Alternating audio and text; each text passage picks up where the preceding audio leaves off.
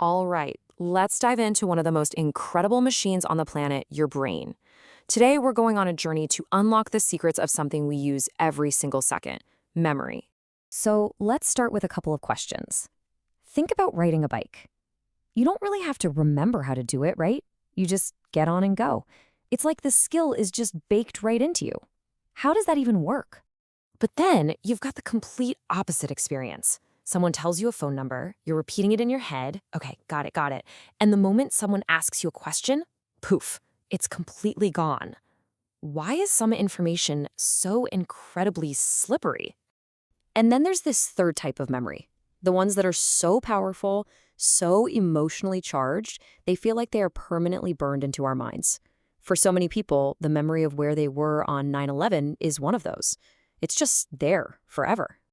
So what is this thing we call memory? Well, at its most basic level, it's simply the ability to hold on to information and then, pull it back out when you need it. It is literally the foundation of who you are. So here's what we're going to do. We're going to take a tour of your mind. We'll start with how memory even works, then check out the different blueprints scientists use to explain it. We'll explore the different kinds of memories we have, figure out why we're so frustratingly forgetful, and then, this is the best part, we'll finish up with some science-backed tricks to make your own memory even better. Okay, let's pop the hood on this memory machine and see how all the gears turn. You see, memory isn't just one thing. It's actually a three-step process. First up is encoding. That's your brain taking what you see and hear and converting it into a language it can understand. Then comes storage, which is, well, exactly what it sounds like, holding on to that info. And finally, there's retrieval. That's you accessing that information later. It's kind of like writing a document on your computer. Encoding is typing, storage is hitting save, and retrieval is opening that file again tomorrow. One of the very first people to really study this stuff was a German psychologist named Hermann Ebbinghaus, way back in the 1880s. Get this, he basically used himself as a test subject, memorizing thousands of totally made-up nonsense syllables, things like Wach or Zid, and in doing so, he proved something your teachers were right about all along. Cramming for a test is a terrible idea. Spacing out your learning is way more effective. Okay, so we have that three-step process, but what does it actually look like in our heads? Well, there's not one single answer. Instead, psychologists have come up with a few different blueprints or models to explain it. Let's walk through three of the biggest ones. First, we have what I like to call the conveyor belt model. This idea from Atkinson and Shiffrin says that information moves through three stages. It all starts in what's called sensory memory, which holds onto sights and sounds for just a fraction of a second. If you actually pay attention to it, it moves onto the conveyor belt and into short-term memory. And if you rehearse it and really work with it, it can make it all the way to the end of the line, long-term memory, where it can potentially stay forever.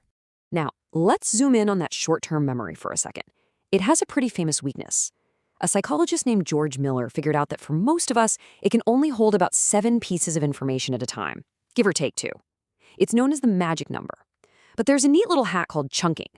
That's when you group things together, like how we group a phone number into an area code and then 2 smaller chunks. It's a way to sneak more information past that 7-item limit. But not everyone loved the conveyor belt idea. A different blueprint, the levels of processing model, says what really matters isn't where a memory goes, but how deeply you think about it. For example, if you see the word elephant, shallow processing is just noticing, hey, that's in all caps. But deep processing is thinking about what an elephant actually is, the trunk, the ears, where it lives, attaching meaning to something. That's what forges a really strong memory. And finally, we have a more modern view, which sees our short-term memory as more of an active mental workbench. This is Baddeley's working memory model. It's not just a waiting room for information. It has a central executive, think of it like the boss, that directs your attention, and it has helpers. The phonological loop is your inner voice, the part that repeats a phone number over and over, and the visuospatial sketchpad is your mind's eye, the part that pictures a map when you're getting directions. It's a much more dynamic way of looking at things.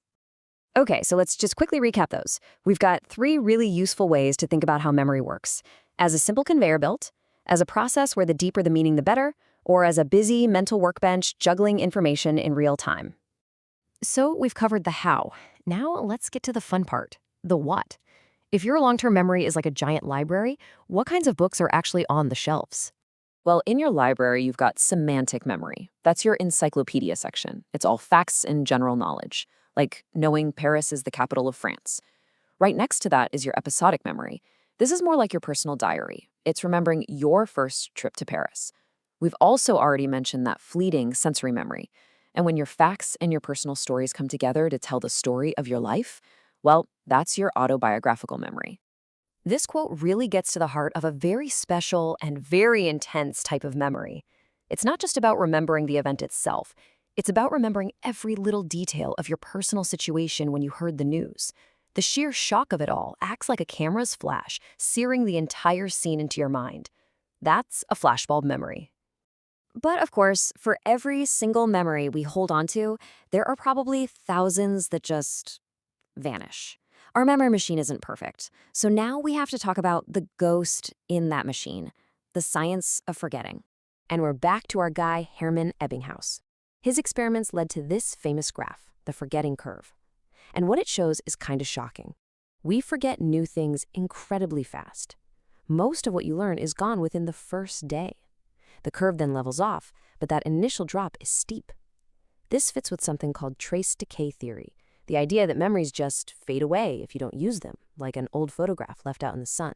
But it's not always passive fading. Sometimes our memories actually get in each other's way. This is called interference. Proactive interference is when old information blocks you from learning something new. Think about trying to remember a new password when your old one is stuck in your head. And retroactive interference is the opposite, when new information makes you forget the old stuff. But forgetting can also be a simple encoding failure. Maybe the information never really got saved in the first place. So the big takeaway here is that forgetting isn't just one simple thing. It can be a memory just fading away, it can be an active fight between old and new memories, or it could be that we never really learned it properly to begin with.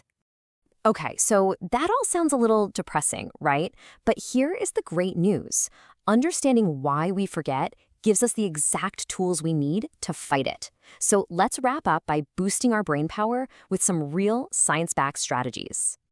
Here are 4 big ones. First, process for meaning. Just like that levels of processing model said, don't just repeat things, actually understand them and connect them to what you already know.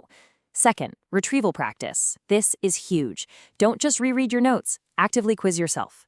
Third, use mnemonics, those clever mental shortcuts like making up a rhyme or an acronym like VibJor for the colors of the rainbow.